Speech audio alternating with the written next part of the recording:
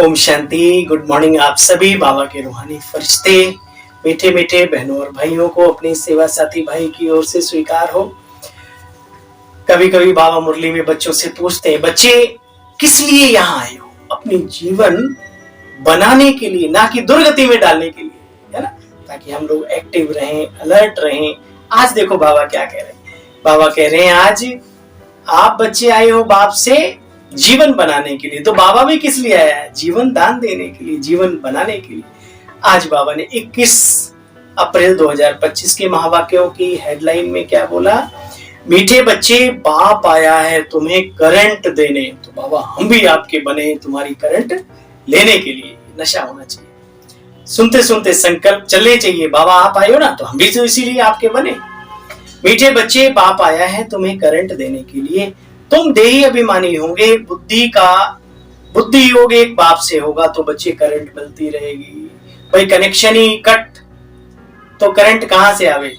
तो कनेक्शन पूरा जुड़ा रहेगा तो करंट मिलती रहेगी। प्रश्न, सबसे बड़ा आसुरी स्वभाव कौन सा है जो तुम बच्चों में नहीं होना चाहिए?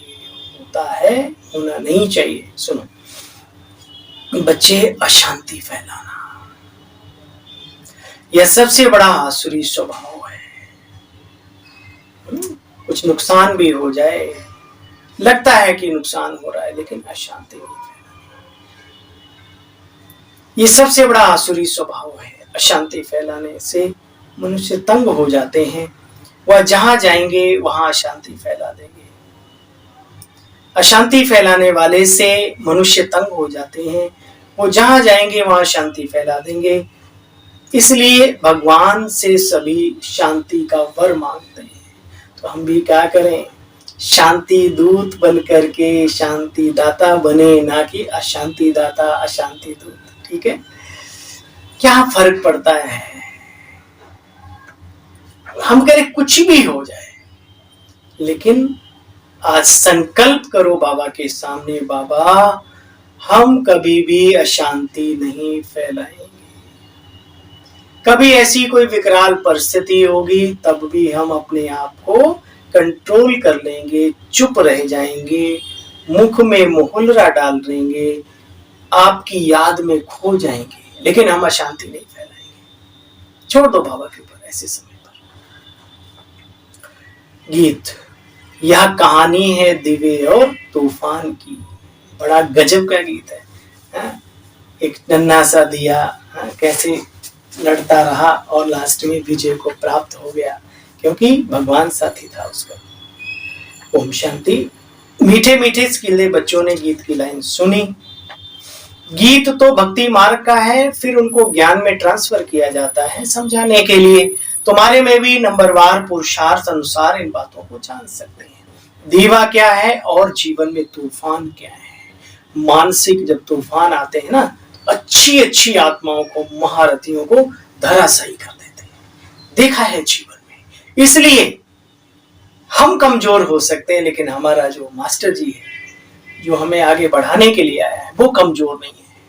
इसलिए अपने पे भरोसा करो, अपने बाप पर भरोसा करो। और जब तुमसे कुछ ना हो तो सब छोड़ दे बंदे। जो तू नहीं कर पाया वो भगवान करेगा, ये दर है उसका। छोड़, लेकिन चलते रहो, चलते रहो और अच्छा बनने का संकल्प भी करो। छोड़ने का मतलब ये नहीं कि हम फिर दलदल में चले जाएं। तो कहने का मतलब बाबा कहते हैं दीवा क्या है, तूफान क्या है, सो तुम बच्चे जानते हो। देखो बच्चे कोई मरते हैं तो दीवा जलाते हैं, उसकी बड़ी खबरदारी रखते हैं। दीवा बुझ गया तो कहते हैं आत्मा को अंधियारे से निकलना पड़ेगा। बाबा कहते बच्चे अखंड ज्योत आदि भी जलाते, दिखलाते। अर्जुन ने कहा मैं तेज सहन नहीं कर सकता, बहुत करंट है। तो अब इन बातों को तुम बच्चे अच्छी तरह से समझते हो। तुम बाप की याद में पवित्र बन जाते हो बाबा की करंट लेकर के। बाप आए ही हैं करंट देने। तो बाबा कहते बच्चे सबको शांति का वर दो। बाप ने समझाया है यहां शांत में तो रह नहीं सकते। शांति तो है ही शांति धाम में। सतयुग में एक धर्म एक राज्य तो शांति ही रहती है बच्चे। वहां कोई अशांति हंगामा नहीं होता। यहाँ तो मनुष्य बहुत अशांति से रहते हैं। एक ही घर में कितना झगड़ा हो पड़ता है। समझो स्त्री पुरुष का झगड़ा है, माँ बाप बच्चे भाई बहन सब तंग हो पड़ते हैं। एक लड़ता है और बाकी बेचारे परेशान हो जाते हैं। तो हमारी अशांति बहुतों को दुख देती है। ये सोच करके हमें शांति में रहना है। तो जब शांति में रहेंगे तो बहुतों को सुख देने के निमित्त बन जाएंगे। तुम बच्चे इन बातों को बहुत अच्छी तरह से जानते हो। बाबा कहते बच्चों की जैसी अवस्था है ऐसा प्यार बाप से मिलता है। दुनिया में भी कहा जाता है जो बिलीफ सिस्टम है, भावनात्मक जो नजरिया है, कभी कभी विवेक के ऊपर भावनाएं बड़ी भारी पड़ती हैं। विवेक लगाने वाले लगाते रह जाते हैं और भावनात्मक दृष्टिकोण रवैया नजरिया दृष्टिकोण अपनाने वाले जीवन में बहुत आगे चले जाते हैं। तो जो बिलीफ सिस्टम है बड़ा गजब का है, इसको जीवन में अपनाओ और पूरा फायदा पाओ।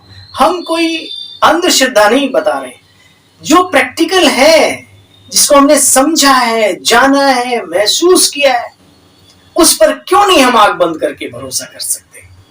क्यों नहीं कर सकते? ये हमारी कमी है और इसीलिए हम संपन्नता की अनुभूति नहीं कर पाते। बाबा कहते बच्चों की जैसी अवस्था ऐसा प्यार बाप से मिलता है। कई बच्चों को बाप से भी प्यार करना होता है। कोई बच्चे लिखते हैं बाबा हम फेल हो गए, पतित बन गए, अब उनको कौन हाथ लगाएगा। बच्चे फिर दिल पर चढ़ ना सके, पवित्र को पूरा वर्षा दिया जाता है। पहले एक एक को पूरा समाचार पूछ पोता मेल बाबा लेते हैं, फिर जैसी अवस्था वैसा प्यार याद रहे। तुम बच्चे जानते हो, ताकि बाबा चाहता है मेरा हर बच्चा प्योर, शुद्ध और पावरफुल बने। बाप राय देते बच्चे तुम मुझे याद करते रहेंगे तो पावन बन जाएंगे। अच्छा, मौत भी तो सामने खड़ा है ना, अब तो दिखाई नहीं दे रहा है। जो वेदों में शास्त्रों में जो हमारे बड़े पूर्वज ऋषि मुनि पवित्र आत्माएं लिख करके चली गई, उससे कितने कदम हम आगे बढ़ गए। आज हर रिश्ते की तार तार हो रही है। समाज के अंदर हर रोज क्या से क्या हो रहा है, पूछो मत। कोई संबंध बाकी नहीं रहा। विकारों की अति, लालच की अति, क्रोध की अति, मोह की अति, सबकी अति, और अहंकार तो सर चढ़ के बोल रहा है। इसलिए बाबा कहते बच्चे विनाश, मौत सामने खड़ा हुआ है, बाप को याद करते रहेंगे तो तुम पावन बन जाएंगे। बच्चे मौत सामने खड़ा हुआ है, जानते हो ना। बाप का मुख्य कर्तव्य है सबको दुख से लिबरेट करना, सबको दुखों से दूर करना, लिबरेट करना। जिन बच्चों की धारणा बहुत अच्छी होती है उन्हें बहुत खुशी रहती है। उबासी नहीं लेते, उबासी तो आलस का आलस की निशानी है ना। वो एक्टिव रहते हैं और अलर्ट रहते हैं, उन्हें करंट मिलती रहती है बाबा की मूल्य सुनते सुनते, योग लगाते लगाते। कोई समझने वाला नहीं होगा तो उबासी, कोई समझने वाला नहीं होगा तो उबासी देता रहेगा। अब पल्ले ही नहीं कुछ पड़ रहा है तो बुद्धि में घुस नहीं रहा है तो उबासी नहीं लेंगे और क्या करेंगे। श्रुड बुद्धि झट नोट करेंगे। ये पॉइंट बाबा की बहुत अच्छी है। स्टूडेंट्स भी चलन को देखते हैं। कोई डल बुद्धि भी होते हैं, धारणा नहीं होती, तो बाबा क्या करेंगे, कहेंगे बच्चे अच्छा तुम्हारे कर्मों का हिसाब किताब है। बाप तो तदबीर एक ही कराते हैं, तुम्हारी तकदीर में नहीं तो तुम तदबीर क्या करेंगे, है ना। मेहनत ही नहीं होती उनसे क्योंकि तकदीर में नहीं है। स्कूल में कोई पास होते हैं बच्चे तो कोई फेल भी होते हैं, तो स्कूल की या मास्टरों की थोड़ी गलती होती है ना। अच्छा, बच्चों में जिनको सर्विस का शौक है तो पॉइंट्स नोट करना चाहिए बाबा के मूल्य से। अच्छा भाई, मीठे मीठे स्किल है बच्चों प्रति माता पिता बाप दादा का याद प्यार और गुड मॉर्निंग। रूहानी बाप की रूहानी बच्चों को नमस्ते। बाबा आपको भी अपने इस बच्चे की, सभी बच्चों की ओर से नमस्ते। थैंक यू, शुक्रिया मीठे बाबा। पढ़ाई में बहुत बहुत कमाइए, इसलिए बच्चे खुशी खुशी से पढ़नी है। दौड़ दौड़ के आना चाहिए, जाना चाहिए सेंटर पे पढ़ने के लिए। पढ़ते समय कभी उबासी आदि ना आए, बुद्धि योग इधर उधर ना भटके, पॉइंट्स नोट कर धारणा करते रहो। कई हमने देखा योग में बैठते हैं कुर्सी पे या जमीन में ऐसे करके बैठे, क्यों? ये कोई योग कौन सा पोज है योग का? तो मतलब हर आत्मा का रोल है अलग अलग, वो बात ठीक है। तो फिर ऐसे लोग उबासियां लेंगे, उदासियां लेंगे और क्या करेंगे, उनकी बुद्धि में घुसता नहीं।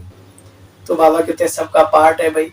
तो बाबा सिखा रहे हैं बच्चे पढ़ाई में बहुत बहुत कमाई है, इसलिए कमाई खुशी खुशी से करनी, पढ़ते समय कभी उबासी यादें ना आए, बुद्धि योग इधर उधर ना भटके, पॉइंट्स नोट कर धारणा करते रहो।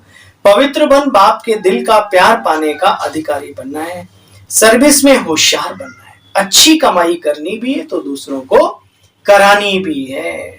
वरदान है मरजीवा जन्म की स्मृति से सर्व कर्म बंधनों को समाप्त करने वाले कर्म योगी आत्मा भव। यह मरजीवा जन्म दिव्य जन्म कर्म बंधनी जन्म नहीं है, कर्म योगी जन्म है बच्चे। इस अलौकिक दिव्य जन्म में ब्राह्मण आत्मा स्वतंत्र है, ना कि परतंत्र। यह देह लोन में मिली हुई है, सारे विश्व की सेवा के लिए पुराने शरीरों में बाप शक्ति भर भर कर चला रहे हैं। जिम्मेवारी बाप की है, ना कि आपकी।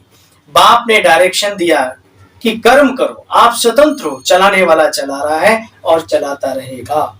इसी विशेष धारणा से कर्म बंधनों को समाप्त कर बच्चे कर्म योगी बनना सीखो, कर्म योगी बनो। स्लोगन है आज का, समय की समीपता का फाउंडेशन है बेहद की वैराग्य वृत्ति। संपन्नता का, हमारे जीवन की संपन्नता का समय नजदीक आ जाए, उसके लिए बाबा कहते हैं बेहद की वैराग्य वृत्ति को धारण करो। समय की समीपता का फाउंडेशन है, आधार है बेहद की वैराग्य वृत्ति। आज का व्यक्ति इशारा है कंबाइंड रूप की स्मृति से सदा विजयी बनो। बाप दादा कहते हैं मीठे बच्चे, जितना जितना याद में रहेंगे उतना अनुभव करेंगे मैं अकेला नहीं, बाप दादा सदा साथ है।